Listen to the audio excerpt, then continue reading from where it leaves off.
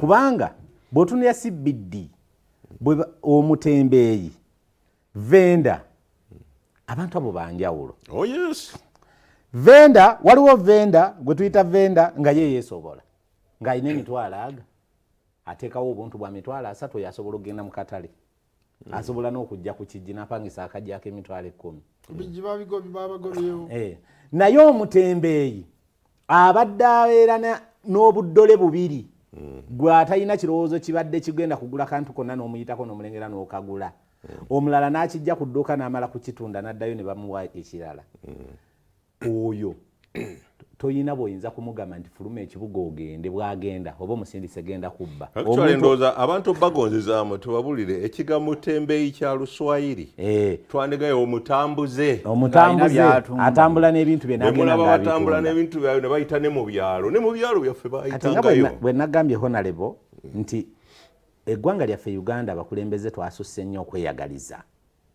Bino byonna bye twogera wano essaawa eno twasooka kuwa advice olukiiko lwaffe olutwala ekibuga ye KCCA ne tubawandiikira ne tubagamba mugenda okukola operation eno musooke mulinde mwali badde mugoberera bino wammanga kubanga bino okukolebwa twasooka kutuula mu lukiiko mwaka oguwedde ku Prime Minister's Office eyali chairperson w'olukiiko yali Oweekitiibwa Right Honorable the Prime Minister Nabbanja.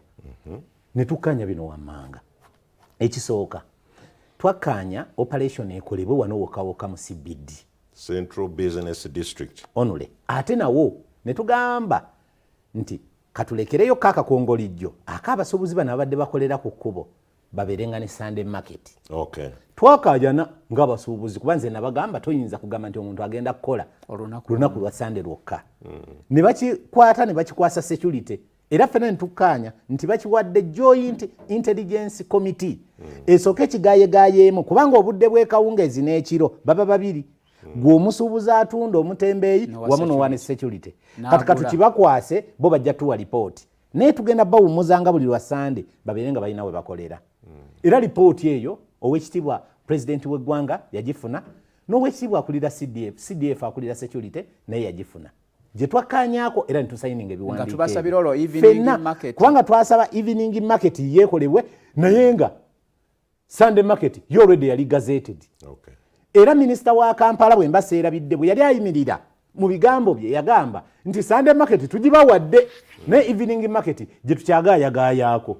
Kati ffe ng'abakulembeze twakola ogwaffe naye bakama baffe ba implementers be tuyita officials mu government baagano kigenderako. Kati bambi mu Uganda wano abantu abo ba gavumenti omuntu ng'ali ekyeggulo ng'ali ekyemisana ng'ali ekyenkya abaana be bagenda ku ssomero tasulangako ayambala bulungi emmoloka bamuwa amafuta ga bwerere ku musaala gwe mwana wattu abatamanyi nti abantu abali eno wansi basula ne batalya. Kati ba implementers naddala ekitongole ekyaffe ekya KCCA kubanga ye yabadde gundi pioneer ye yasoose okuwanika bendera n'ebibuga ebirala ne birabirako. Iffe kye tuliko eno wansi bo tebakimanyi tuli mu bulumi obutagambika abantu bakaba enkya n'eggulo. Bagamba tukoze tutya mwagala ffe tukole tutya. So bwe twakkaanya ebyo byonna era ebbaluwa n'efuluma.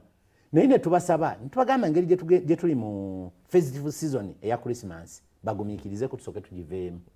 Tubeebaza bagumiikiriza. Tumaze okuva mu kulonda Oweekitiibwa minisita wa Kampala mwamulaba ku media center ng'awanika bendera ng'agamba no problem Sunday eri gazetted naye evening market yo ekyateesebwako mu bitongole bikuuma ddembe. Kati ne Sunday market naye eri mu kuteesebwako ate ng'ebiwandiiko tubirina. So twawandiikira omukulembeze w'eggwanga ne tumuwa lipooti oluvannyuma lw'okufuna amabaluwa amayitirivu ennyo okuva mu cities and towns okwetolola eggwanga nga 40 ebbaluwa tuzirina. Naffe ne tubaddiramu ne tubagana no problem katusooka tutulemu nga ku Lwokubiri wa wiiki ejja ku ofiisi za futa essaawa 3 ez'okumakya. So tugenda ku resolvinga naye tugenda kusamoninga ne security organs nazo zitegeere kyekiri ku gurawundi kubanga nze nga Kabanda manyi omusuubuzi wange kyayitamu wansi. Bannange abasuubuzi babeera mu kweyiya era nkubira omulanga bakama baffe mwenna buli omu waali ng'osobola okuwa advice abantu bana bali mu kuimplementing ebintu ebifaanana bwe bityo mubagambe bakakane.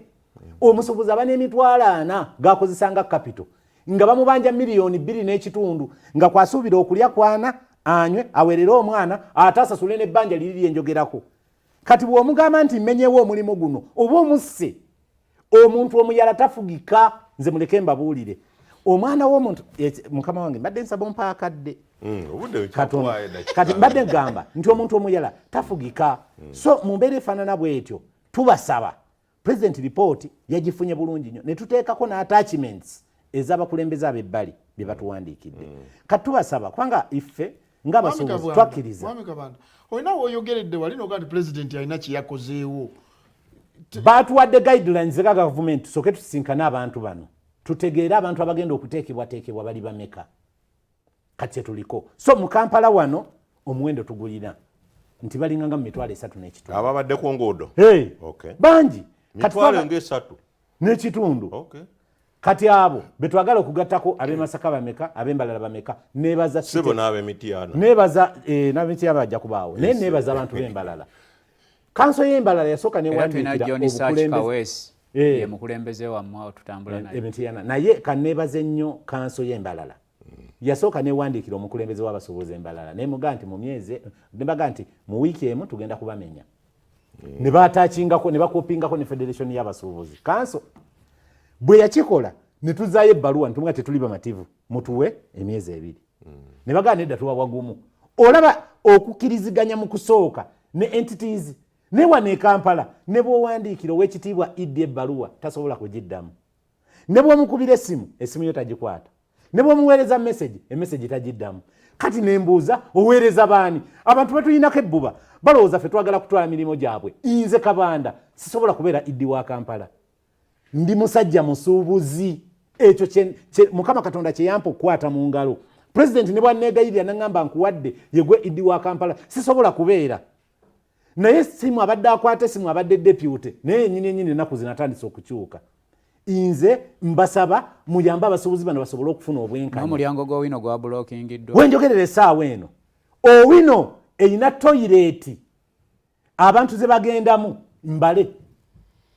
We twogerera omulyango ogubadde guyitamu ogugweno wansi container village tewakyali mulyango bagusibye.